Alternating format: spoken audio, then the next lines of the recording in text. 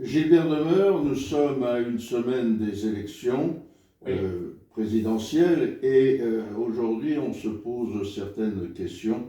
Alors, pour vous, comment ça se présente? Bah déjà, on s'éloigne vraiment de la Ve République De Gaulle.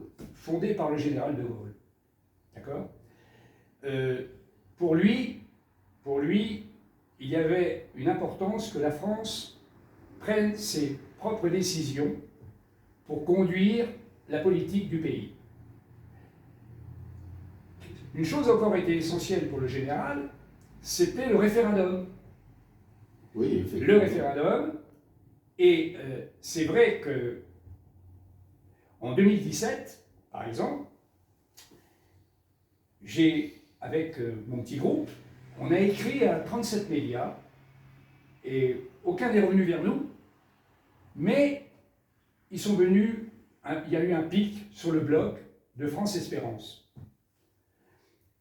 J'ai lâché un peu l'affaire, parce que l'élection de Macron était inévitable, et en 2018, eh bien, je suis allé vers les Gilets jaunes. Et très vite, alors, ah, oui. Gilbert, vous avez compris oui, la situation de France. En 2018, j'ai décidé, au mois de novembre, d'aller chez les Gilets jaunes. Je fais partie du canal historique, comme on dit entre guillemets, d'accord. Et c'est vrai que quand j'ai vu la politique menée par Macron, je me suis dit, mais on s'éloigne complètement des fondamentaux de la Ve République de Charles de Gaulle. Alors, dans ma démarche, j'avais idée qu'il y aurait possibilité de mettre en place une révolution fiscale. Mais il fallait qu'elle passe par un référendum, justement. Les Gilets jaunes ont voulu, eux aussi, comprenant qu'il était important que le peuple soit décisionnaire, ont voulu proposer le référendum d'initiative citoyenne, qui peut permettre, au plus loin, de destituer finalement celui qui ne se comporte pas entre guillemets, dans la morale politique. Mais j'ai pensé également qu'il n'y avait pas que le caractère institutionnel, il y a aussi le caractère économique, ou tout le moins fiscal. Surtout fiscal. Voilà. Or, on s'aperçoit aujourd'hui que tous ceux qui se présentent aux élections présidentielles ne vont pas, quel qu'il soit, à l'essentiel. C'est-à-dire qu'on veut bien déshabiller Pierre pour habiller Paul, pour habiller Jacques, mais c'est comme si ils étaient à la recherche d'un électorat à satisfaire. Et il y en a qui sont, qui se retrouvent un petit peu gros gens comme devant, et finalement, il y a une portion de la population, je prends par exemple l'idée qu'avait M. Hamon en 2017 avec le revenu universel, maintenant Mélenchon avec son revenu pour les jeunes. Moi je pense que ce qui est important, c'est de faire quelque chose justement de caractère, alors, universel, sinon général. À ce moment-là. Voilà. Vous ne pensez pas non plus que la situation dans laquelle on se trouve est un peu à cause de ce changement qui existe autour de ces personnalités et des candidats, quels qu'ils soient, et surtout de l'ensemble des politiques qui ont abusé progressivement de leur pouvoir. Tout à fait, tout à fait. C'est-à-dire qu'ils ils ont chaussé les bottes du général, mais il n'y a pas même ceux qui l'ont suivi, ne se sont pas comportés, ils se disaient gaullistes, mais si De Gaulle revenait, il serait De Gaulle, il ne serait pas gaulliste, déjà. Hein. Et donc c'est une importance, ça. Et ils se comportent effectivement comme des gestionnaires, il n'y a pas d'autre mot, parce qu'il n'y a pas de souffle, il n'y a pas de vision. Il n'y a pas aussi ce caractère de mensonge que l'on découvre aujourd'hui? Ah, mais le caractère de mensonge est inhérent à la politique qui, justement, depuis 2000, l'an 2000, où on est entré dans le numérique, il est évident que le mensonge, on le voit ou on l'entend. Parce qu'il y a une verticalité de l'information qui est contrecarrée par l'horizontalité de l'information que sont les réseaux sociaux. S'il n'y avait pas les réseaux sociaux, on ne saurait pas ce qui advient dans le milieu politique. Vous ne pensez pas qu'aujourd'hui la situation empire à la fois au niveau économique, au niveau social, mais également devant les problèmes qui se posent par exemple sur le plan culturel? On parle peu de la culture, mais c'est quand même, disons, la base de tout, car qui dit culture, langue française bafouée aujourd'hui. C'est l'idée justement que l'Europe, comment dire, n'est plus dans les pas de ce qu'était l'Europe d'avant, c'est-à-dire elle ne tient pas compte du caractère gréco-romain, chrétien même, on va dire. Hein. C'est-à-dire que quand on voit les œuvres d'art de peintres célèbres, on s'aperçoit qu'ils peuvent peindre la nativité, que ça ne posait pas de problème à un certain moment de l'histoire, même quand on a dépassé 1789. Or, maintenant, il semblerait que la cancel culture est à l'œuvre. Cette cancel culture fait que les racines de la France, de ce qu'est la France, je crois que c'est Bonaparte qui disait « J'assume tout de Clovis à Robespierre ». Et De Gaulle avait ce mot, il disait « Pour moi, l'histoire de France commence à Clovis, ce roi très chrétien ». Donc vous voyez que il y a quand même, dans ces deux personnages éminents, il y a véritablement écho, pour comprendre un petit peu ce qui se passe. Donc, vous avez compris quand, en quelle année vous êtes aperçu que finalement on était dans un ère nouveau? On va dire 1990-91. Oui, voilà. Voilà. Ben, ça me rappelle finalement Sainte-Anne-d'Auray, Oui. la situation dans laquelle se trouve aujourd'hui la Bretagne, qui était une terre, disons la terre comment dirais-je, catholique, Oui. pratiquante, qui a toujours ses racines, mais des racines curieuses, puisque le travail est fait. Le travail est fait. Oui. Le travail est fait. Moi, j'irais même beaucoup plus loin. C'est que je pense qu'il y a deux Bretagnes. La Bretagne du Finistère est restée encore dans ses formes traditionnelles, avec ses calvaires, etc. La Bretagne sud, comme on dit, est une Bretagne moderne, qui se rapproche d'ailleurs des Lumières, au regard même de la Compagnie des Indes, par exemple. Donc on voit bien qu'il y a tout un courant qui s'est mis en place pour amener justement à se débarrasser de notre patrimoine, en vérité. Le patrimoine de la France est important. Ses racines sont importantes. La France, elle est républicaine aujourd'hui, mais de toute façon, elle reste la France sous tout régime. C'est ça qui est important à comprendre, déjà. Ce que De Gaulle concevait parfaitement, dans sa logique. Voilà.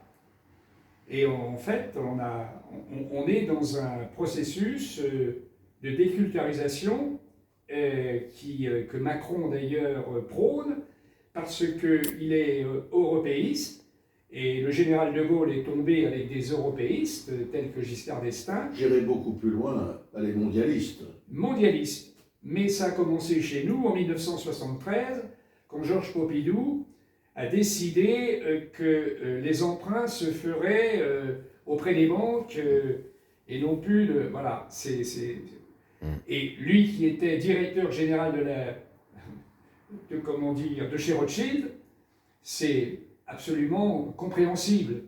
Hein.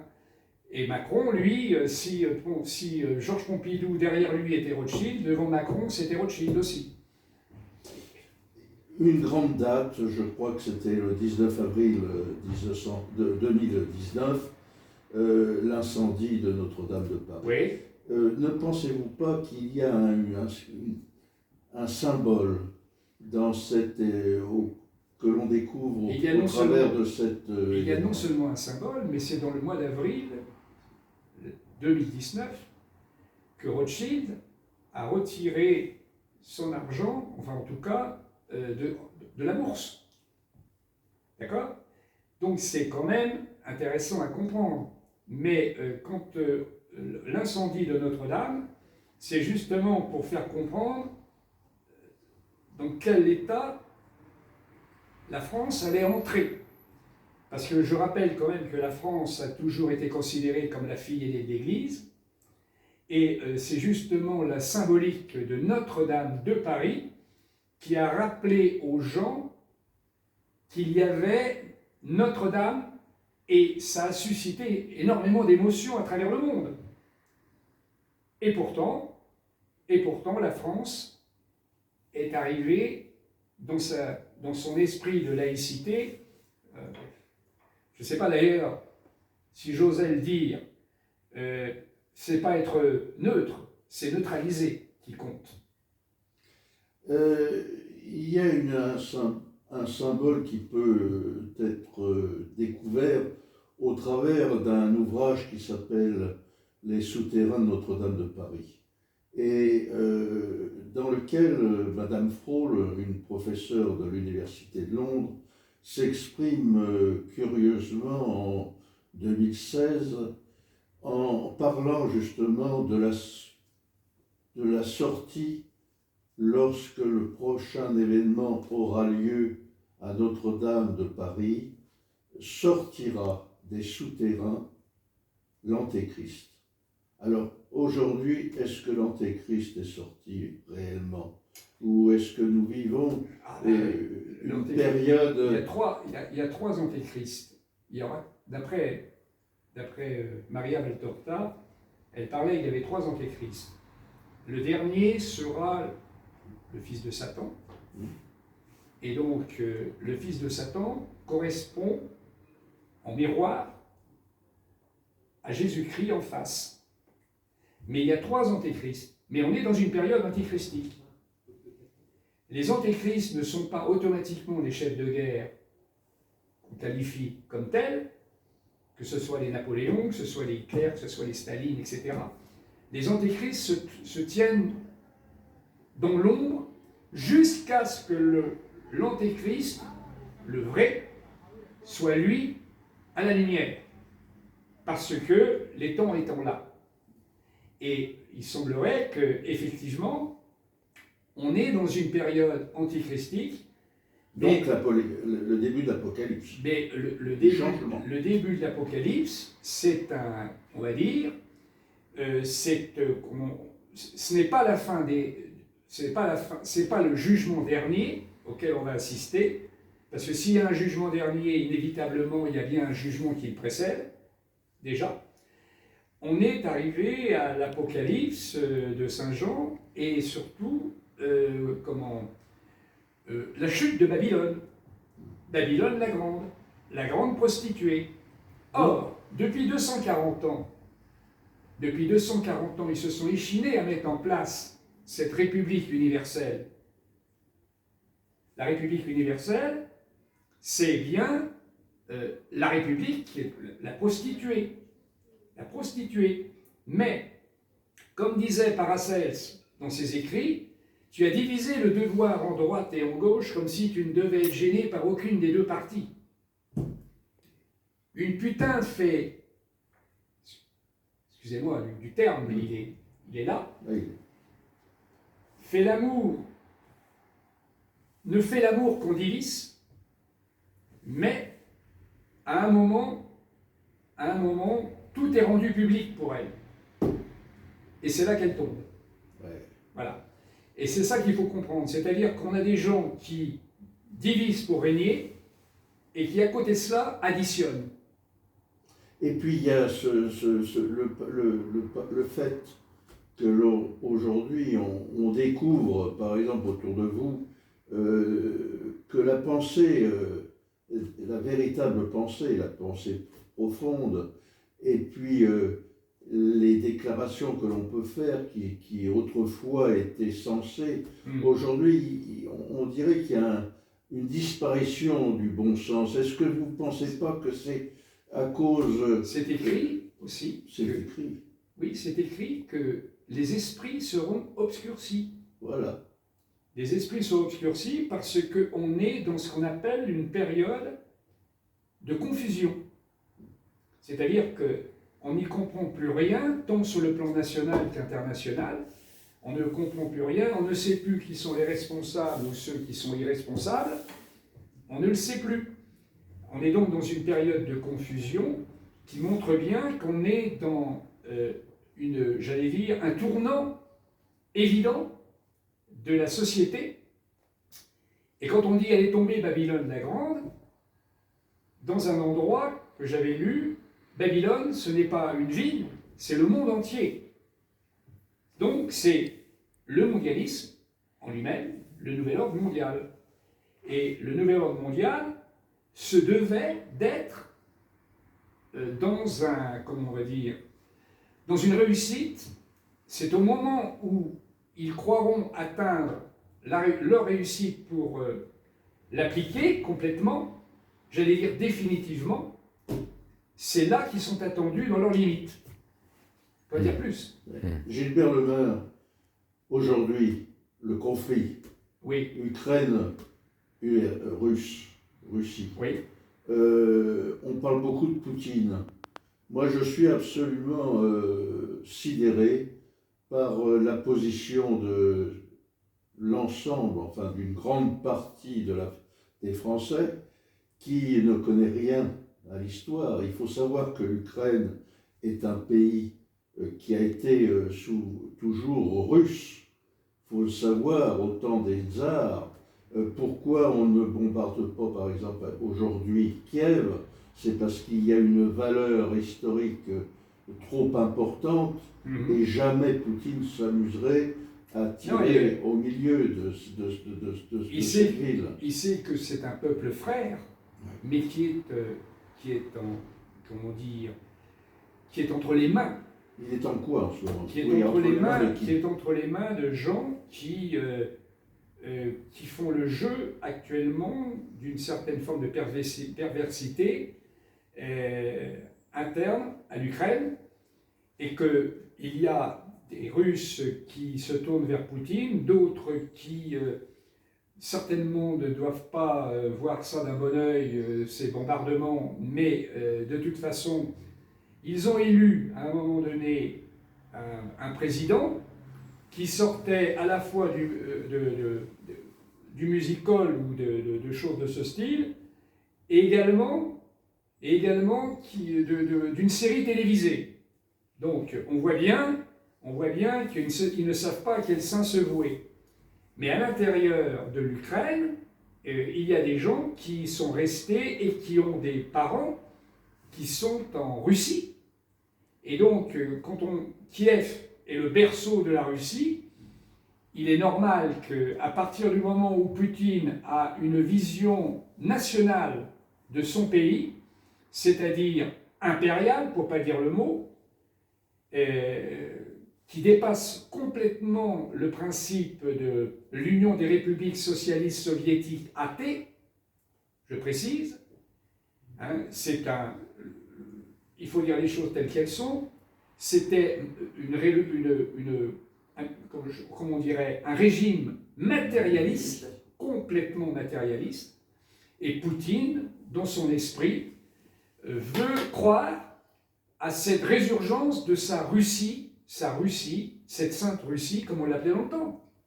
Ce que l'on voit par exemple en Russie, c'est assez extraordinaire, c'est de se rendre compte que depuis 1991, on remarque de plus en plus de monde dans les églises, dans les visites dans les abbayes, etc. Donc il y a un retour vers ce côté spirituel.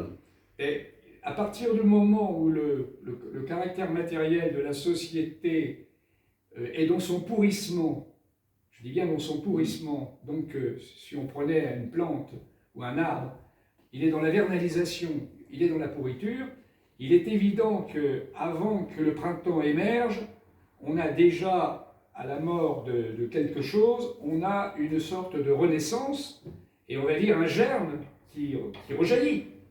Et c'est tout à fait normal qu'en ce moment, il y a par exemple dans différents endroits de France, mais dans toute l'Europe, il y a des gens qui prient, on appelle ça la France prie.